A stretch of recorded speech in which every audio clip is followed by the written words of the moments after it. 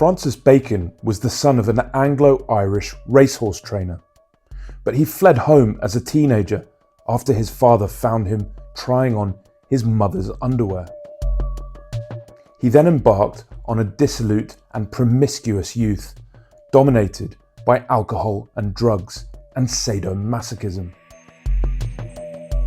It was these sordid pleasures and pains of the flesh that he decided to explore in his art. The violence in his life was matched by the way he worked. He had no formal training. He painted with intuition and intensity, using walls as palettes and clothes as brushes, and destroying anything that he wasn't pleased with. But his secret lay in found imagery, which he devoured and distorted in his art.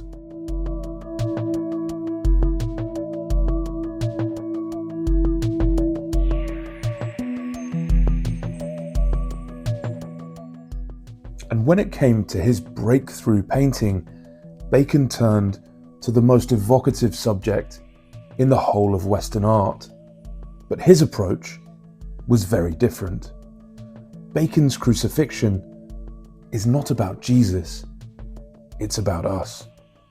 He painted grotesque figures at the base of the crucifixion. Here's one weeping on the side and another one literally baying for blood.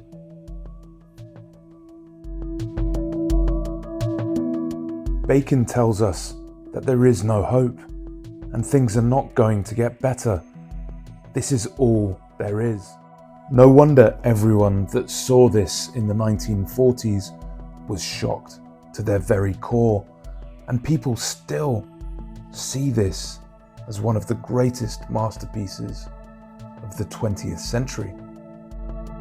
But I have a confession to make. I don't think it's a masterpiece. I think it's badly painted and slightly cliché. It's too obviously monstrous. There's no real mystery to it. It's just a bit obvious and in your face, isn't it? It's very easy for artists to scare us, to horrify us, and to make bad art. Just like it's easy to write a bad song.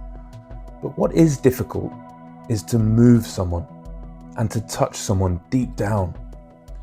This painting was done early in Bacon's career, and I think he had a long way to go until he was able to represent the deep truth of humanity. From his paint-splattered studio, Bacon continued his lonely exploration into the darkness that lay at the heart of humanity.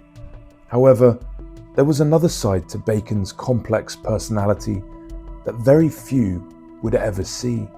In 1971, Bacon was awarded a major retrospective at the Grand Palais, which is the most prestigious exhibition hall in Paris. The only other living artist that had exhibited there was Picasso. It was the pinnacle of Bacon's career. Bacon had brought with him to Paris his boyfriend at the time, George Dyer, who Bacon had allegedly met when Dyer was burgling his flat in South Kensington. A passionate relationship ensued between the two men, and while in Paris, while Bacon was having his greatest triumph, that relationship would bring about tragedy. On the eve of the grand opening, while Bacon was out celebrating his success with the rich and the famous, George Dyer was left to drink in a cafe by himself around the corner. After a night of heavy drinking, Dyer finally found his way back to the hotel and waited for Bacon. George Dyer had a history of depression and self-harm, but we will never know what exactly went through his mind in the moments before he took his life. What we do know is that he decided to swallow a lethal cocktail of antidepressants, amphetamines, and barbiturates. The pain started immediately. So George staggered into the bathroom and tried to vomit the pills back up into the sink, but it was too late. This extraordinary footage of Francis Bacon is at his exhibition opening, and it was taken just hours after he had found his lover dead. I think it was only now in his life, through his grief, that Bacon truly felt the pain that he had been seeking to explore in his art, and he began a series of memorials to his dead lover that I believe are his finest achievements in painting. This triptych is very much an attempt to bring George back to life.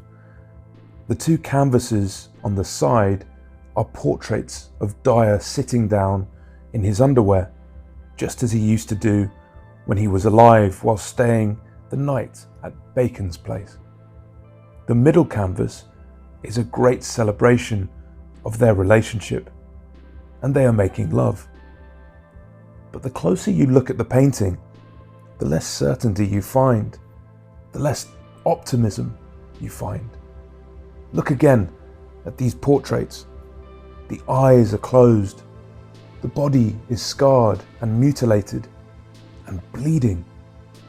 Even here, in this remarkable passage of painting, you can see his body being eaten away by the shadows, almost like a hand is pulling Dyer back into the void. It's an intensely dramatic piece. You can see that Bacon is really fighting a desperate battle, almost trying to paint his lover back into existence, while death is painting him away.